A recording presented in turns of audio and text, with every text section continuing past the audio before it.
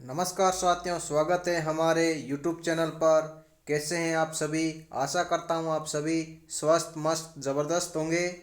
आज की हमारी क्लास नवंबर 2025 पे रहेगी। कल अपन ने दिसंबर 2025 पे करंट अफेयर्स की क्लास ली थी। ऐसे ही बैक टू बैक क्लास आपको मिलती रहेगी। अपने इस चैनल को सब्सक्राइब कर लीजिए, जो कि मंथ वाइज रहेगी।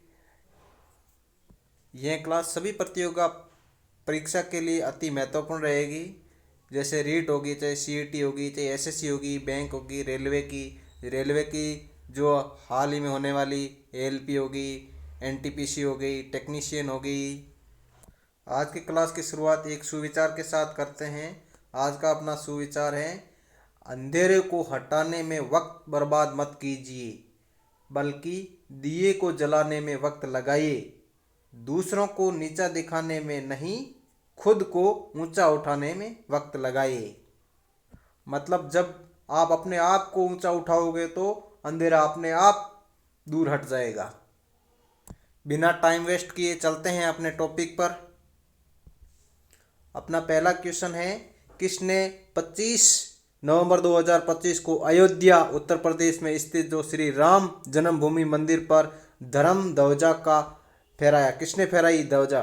तो अपने नरेंद्र मोदी साहब ने, प्रधानमंत्री माननीय यशस्वी प्रधानमंत्री नरेंद्र मोदी ने फहराई है।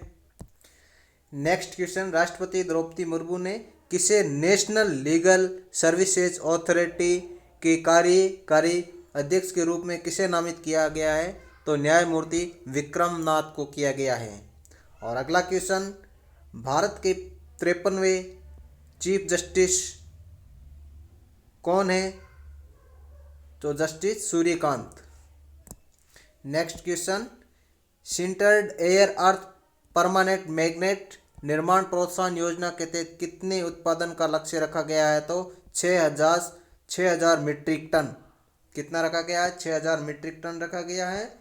और इसका आवंटन है, ये प्रत्येक लाभार्थी को 12,000, कितना? प्रत्येक लाभार्थी को 1200 मीट्रिक टन क्षमता है इसकी। और इनकी कुल निवेश है 7,280 करोड़। कितना है कुल निवेश? 7,280 करोड़। इस योजना का प्रमुख उद्देश्य है ईवी पवन ऊर्जा होगी, रक्षा के में और एरोस्पेस में और इलेक्ट्रॉनिक्स क्षेत्रों के लिए सप्लाई चेन को मजबूत बनाना है।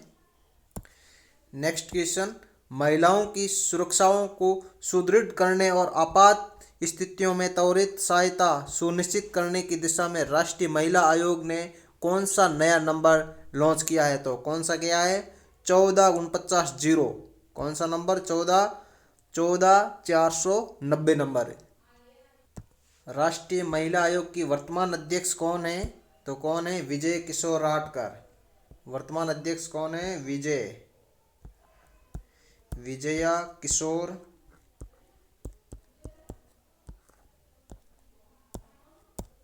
राठकर वर्तमान में राष्ट्रीय महिला आयोग की अध्यक्ष हैं।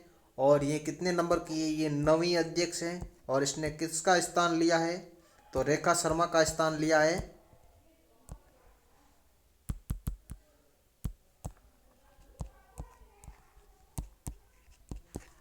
रेखा शर्मा जी का स्थान लिया इन्होंने।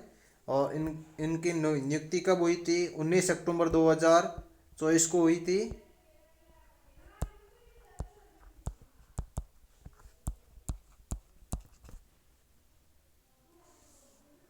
चलते हैं नेक्स्ट पर। 21 नवंबर 2025 को कितने पुराने श्रम कानूनों को समाप्त किया गया और कितने नए श्रम कानून लागू किए गए? तो 29 श्रम कानून लागू किए गए। ये क्वेश्चन थोड़ा मिस्टेक है, क्योंकि समाप्त तो 29 कानून किए हैं और कितने ने यहाँ पे 4 है, 4 नए श्रम कानून लागू किए गए। 29 तो कानून हैं उनको समाप्त किए हैं पुराने, और 4 नए श्रम कानून लागू किए हैं 2025 में। 21 नवंबर 2025 को 4 नए कानून लागू हुए हैं और 29 नियमों कानून है उनको समाप्त किया है सरकार ने। नेक्स्ट क्वेश्चन, 56वें अंतर्राष्ट्रीय फिल्म महोत्सव फिल्म मार्केट 2025 का उद्घाटन कहाँ किया गया है? तो गोवा पणजी में हुआ था। नेक्स्ट क्वेश्चन, प्रधानमंत्री फसल बीमा योजना का विस्तार किया जाएगा ताकि इसमें धान के खेतों में जंगली जानवरों के हमलों और जल भराव से होने वाली नुकसान के लिए बीमा कवरेज शामिल भी किया जा सके। ये प्रावधान कब से लागू होगा? तो ये जो खरीफ की फसल होती है 2026 में शामिल हो जाएंगे और ये प्रावधान 2026 में लागू हो जाएंगे। नेक्स्ट क्वेश्चन, हॉर्नबिल फेस्टिवल 2025 के लिए किस देश को कंट्री पार्टनर घोषित किया गया है? तो किसको किया है? यूनाइटेड किंगडम यूके यानी इंग्लैंड को पार्टनर घोषित किया है हॉर्नबिल फेस्टिवल 2025 के लिए। ये हॉर्नबिल फेस्टिवल अपने नागालैंड राज्य में मनाया जाता है। ये 10 दिन का फेस्टिवल होता है नागालैंड।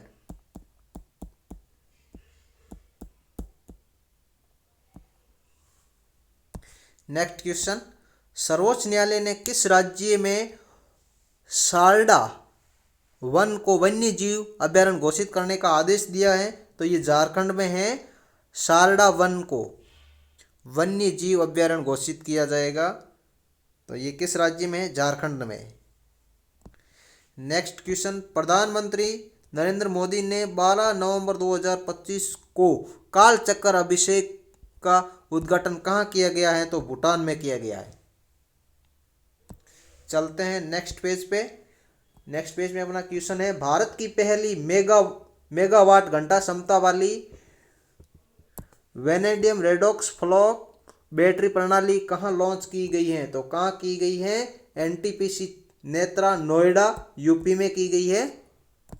नेक्स्ट क्वेश्चन, भारत में ऐसा कौन सा राज्य है जिसमें मासिक धर्म के लिए सवैतनिक अवकाश लागू करने वाला पहला राज्य बन गया? Very important. यानी अगर मासिक धर्म के समय उसकी सैलरी नहीं काटी जाएगी, पूरा वेतन मिलेगा। तो ये ऐसा राज्य कौन सा है? भारत का पहला राज्य है वो कर्नाटक पहला राज्य है। नेक्स्ट क्वेश्चन, भारत के पहले डिजिटल आदिवासी स्वतंत्रता सेनानी संग्रहालय का उद्घाटन कहाँ हुआ था? तो कहाँ हुआ था? नया रायपुर। उद्घाटन किया किसने? तो पीएम साहब ने किया, प्रधानमंत्री नरेंद्र मोदी ने किया था। और ये कहाँ पड़ता है? तो नया रायपुर छत्तीसगढ़ में पड़ता है। छत्तीसगढ़ में है। ये संग्रहालय किसके नाम पे है? तो शहीद वीर नारायण सिंह स्मारक और जनजातीय स्वतंत्रता सेनानी संग्रहालय है। और ये 15 नवंबर 2025 को जनजातीय गौरव दिवस के अवसर पर खोला गया था। ठीक है ना। अपना नेक्स्ट क्वेश्चन, 7 नवंबर 2025 को भारत का राष्ट्रीय गीत वंदे मातरम अपनी 150वीं वर्षगांठ मना रहा है। और ये गाना सबसे पहले किस पत्रिका में प्रकाशित हुआ था? इसका आंसर क्या है? बंग दर्शन पत्रिका है जो 7 नवंबर 1875 में प्रकाशित हुई। उसमें राष्ट्रगीत वंदे मातरम को सबसे पहले कब गाया था? तो ये सबसे पहले 1896 में गया था। 1896 में गया था। ये भारतीय राष्ट्रीय कांग्रेस के कलकत्ता अधिवेशन में गाया गया था, जिसे रविंद्रनाथ टैगोर ने प्रस्तुत किया था। और यह गीत बंकिम चंद्र चटर्जी के उपन्यास आनंद मठ से लिया गया था। ये भी बातें याद रखना आप सभी को। नेक्स्ट क्वेश्चन, आधार विजन 2032 किस प्राधिकरण द्वारा शुरू किया गया है? तो ये भारत की एक विशिष्ट पहचान प्राधिकरण है, उसके द्वारा प्रारंभ किया गया है। आधार विजन 2032 का मुख्य लक्ष्य है यानी अगले दशक के लिए भारत की डिजिटल पहचान प्रणाली को मजबूत करना, सुरक्षित करना और भविष्य के लिए तैयार करना है, जिसमें एआई, ब्लॉकचेन और क्वांटम कंप्यूटिंग जैसी अत्याधुनिक तकनीकों का उपयोग करके इसे डिजिटल गवर्नेंस का एक मजबूत स्तंभ बनाना है। चलते हैं नेक्स्ट पेज पे। नेक्स्ट पेज पे अपना पहला क्वेश्चन है, यूनेस्को की क्रिएटिव सिटी ऑफ गैस्ट्रोनॉमी सूची में किस शहर को शामिल किया गया है? तो ये लखनऊ को किया गया है। ये 9वां शहर है। कौन सा है? 9वें नंबर का है। भारत के और अन्य कौन कौन से शहर हैं जिसे यूनेस्को की क्रिएटिव सिटी ऑफ गैस्ट्रोनॉमी में शामिल किया गया है? तो स्टेप बाय स्टेप अपन जितने भी है वो सारे देख लेते हैं अभी 1 मिनट में। देखते हैं भारत के गैस्ट्रोनॉमी श्रेणी के शहर कौन कौन से हैं। नंबर 1 पे हैदराबाद, ये खान पान में है। इसे 2019 में शामिल किया गया, 2019 में।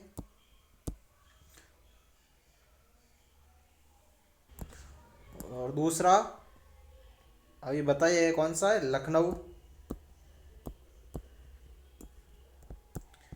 इसे 2025 में गैस्ट्रोनॉमी के लिए नामित किया गया। ये अवधि व्यंजनों के लिए है। कौन से व्यंजन के लिए? अवधि व्यंजन।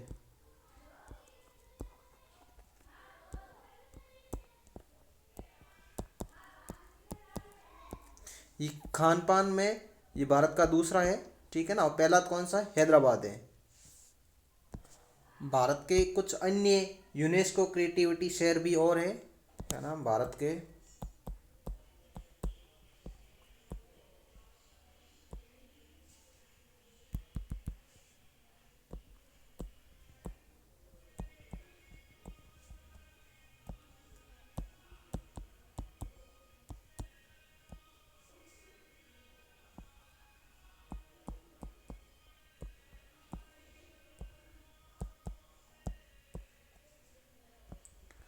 तो कौन से? एक तो जयपुर,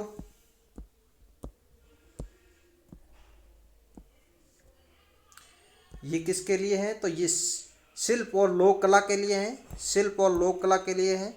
इसे 2015 में शामिल किया गया है। शिल्प लोक कला।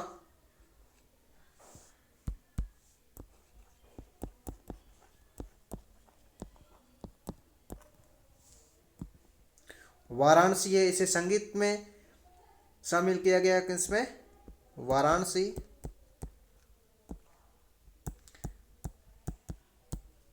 इसे संगीत के क्षेत्र में इन्हें 2015 में शामिल किया गया है यूनेस्को ने एक क्रिएटिव शहर में।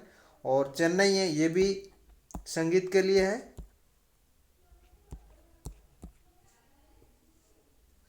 इसे 2017 में शामिल किया है, ये भी संगीत में है। और मुंबई, ये फिल्म के लिए इसे शामिल किया गया है यूनेस्को की।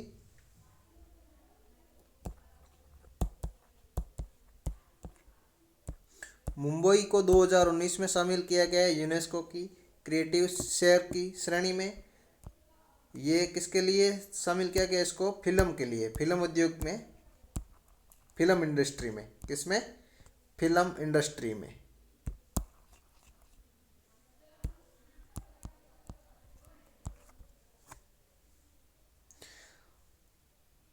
और नेक्स्ट श्रीनगर को भी शामिल किया गया है।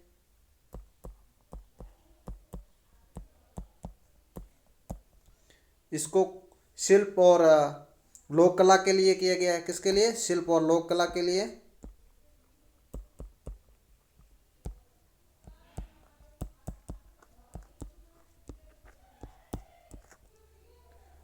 इसको 2021 में शामिल किया है। और नेक्स्ट ग्वालियर,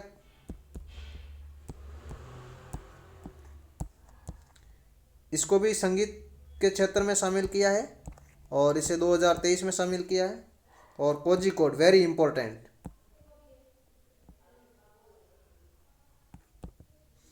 क्या नाम है? कोझिकोड। ये क्या है? ये भारत का पहला साहित्यिक शहर है, ठीक है ना, जो यूनेस्को की क्रिएटिव शहर की श्रेणी में शामिल हुआ है। ये साहित्यिक शहर है, पहला साहित्यिक शहर है भारत का। इसके 2023 में शामिल किया है इसको। आई होप मैंने अच्छे से समझाए हैं। इन सभी को ध्यान में रखना, कहीं ना कहीं आपको एक क्वेश्चन जरूर मिलेगा इनमें से। चलते हैं अपने वापस क्वेश्चन पर।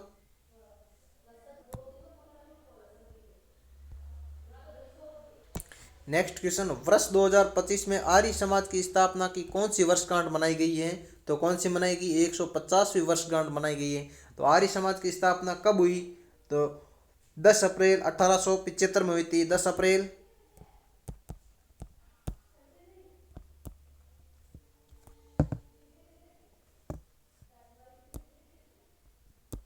1875 को। किसने की?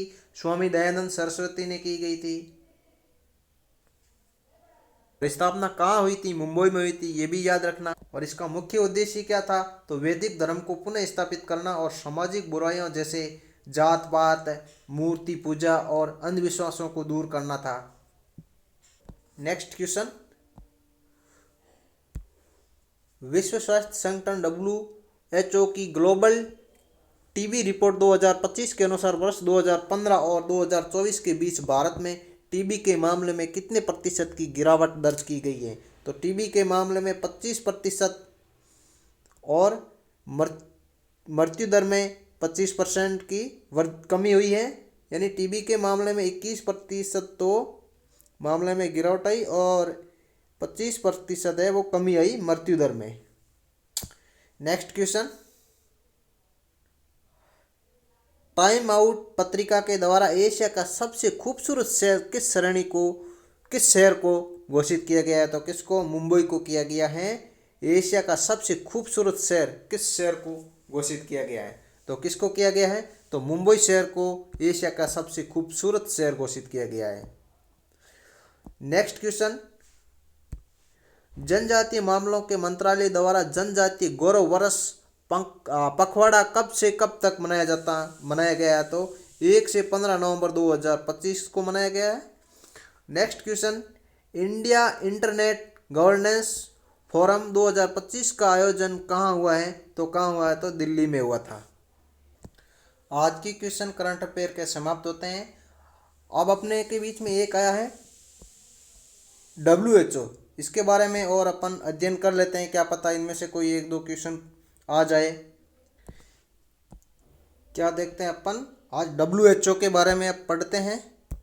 WHO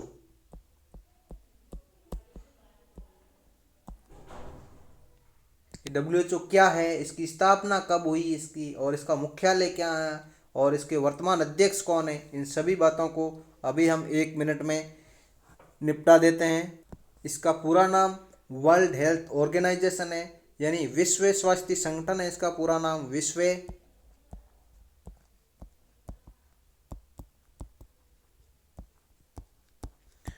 स्वास्थ्य संगठन। और इसकी स्थापना कब हुई है? तो इसकी स्थापना 7 अप्रैल 1948 को स्थापना हुई है।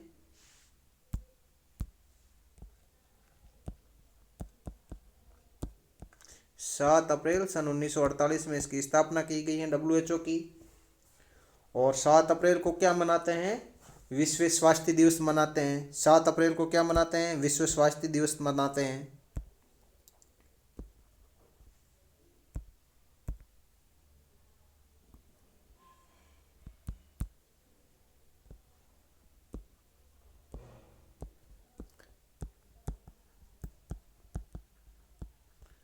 विश्व स्वास्थ्य दिवस कब मनाया जाता है? तो 7 अप्रैल को।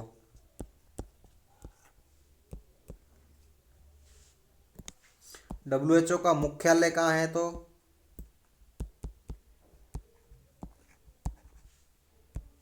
Geneva Switzerland. कहाँ है? जिनेवा स्विट्जरलैंड इसका मुख्यालय। वर्तमान में हेड कौन है WHO के? वर्तमान अध्यक्ष, या इसे महानिदेशक भी बोलते हैं। क्या बोलते हैं? महानिदेशक।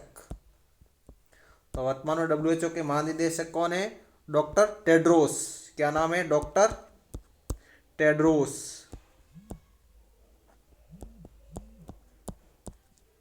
WHO के अध्यक्ष या हेड या निदेशक एक बहुत बड़ी घोषणा करता है। तो ये क्या है घोषणा? यदि किसी भी देश में लगातार कोई 3 साल तक कोई भी केस रोग का नहीं आए, तो ये देश क्या कर देता है? उस देश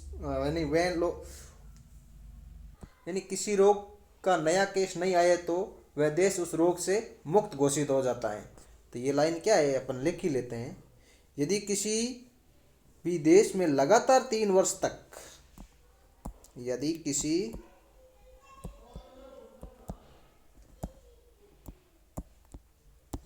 किसी भी देश में लगातार, ये बाउंडेशन याद रखना, लगातार 3 वर्ष तक, लगातार 3 वर्षों तक कोई भी केस नया नहीं आए, कोई भी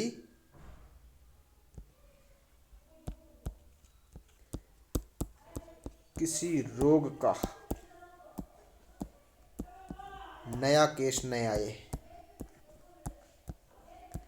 नया केस नहीं आए,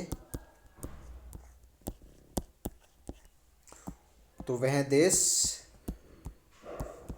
उस रोग से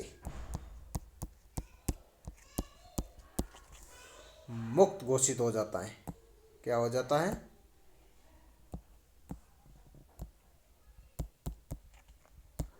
मुक्त घोषित। तो ये घोषणा कौन करता है? WHO। जैसे फॉर एग्जांपल देखते हैं अपन, भारत है जो चेचक मुक्त हो गया है, भारत चेचक से मुक्त है। और भारत किससे मुक्त है? पोलियो मुक्त है भारत। भारत क्या है? पोलियो से फ्री देश। ये कब हुआ था? तो 2014 में हुआ था भारत पोलियो मुक्त। और भारत में पोलियो का अंतिम केस कब आया था? 2011 में आया, ठीक है ना। ये भी क्वेश्चन आ सकता है कि भारत में पोलियो का अंतिम केस कब देखा गया था? 2011 में देखा गया, जो पश्चिम बंगाल में आया था। और उसके बाद 3 साल 2014 में हो गया, तो भारत को पोलियो से फ्री घोषित कर दिया गया। देखा जाए तो हाल ही में अपने कुछ ऐसे देश है जिसे रोगों से मुक्त घोषित किया है। जैसे हाल ही में देखा जाए तो केप वर्डे देश है जो अफ्रीका को मलेरिया फ्री घोषित हुआ था। कौन सा देश है? Cape Verde. ये कहाँ आता है? अफ्रीका में, अफ्रीका। ये कौन से रोग से मुक्त हुआ है? मलेरिया।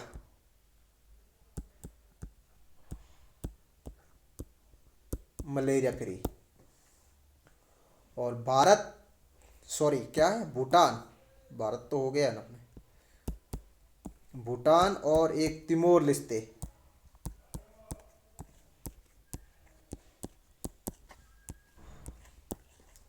ये रूबेला फ्री घोषित हुआ है। ये दोनों देश किससे घोषित मुक्त हुए हैं? रूबेला।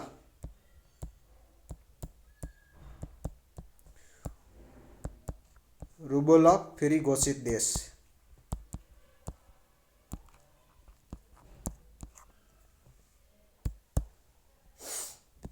वेरी इंपॉर्टेंट, स्टार लगा लेना, जरूर क्वेश्चन आएगा ये आपके एग्जाम में। हाल ही में जॉर्डन है, इस जॉर्डन को कुष्ठ रोग से मुक्त होने वाला ये पहला देश बन गया है। देश का नाम क्या है? जॉर्डन। जॉर्डन देश किससे मुक्त हुआ? कुष्ठ रोग से।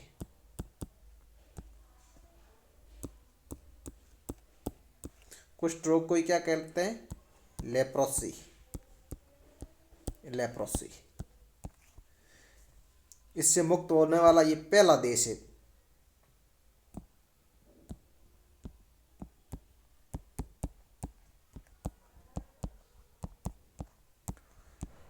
पहला देश है।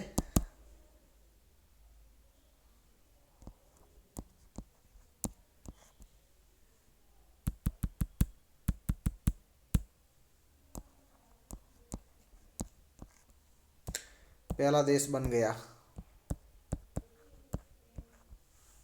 आज की क्लास को यहीं समाप्त करते हैं। मिलेंगे अगली क्लास में और ऐसे ही नए नए क्वेश्चन के साथ। जुड़ने के लिए आप सभी का बहुत बहुत धन्यवाद। जय हिंद, जय भारत।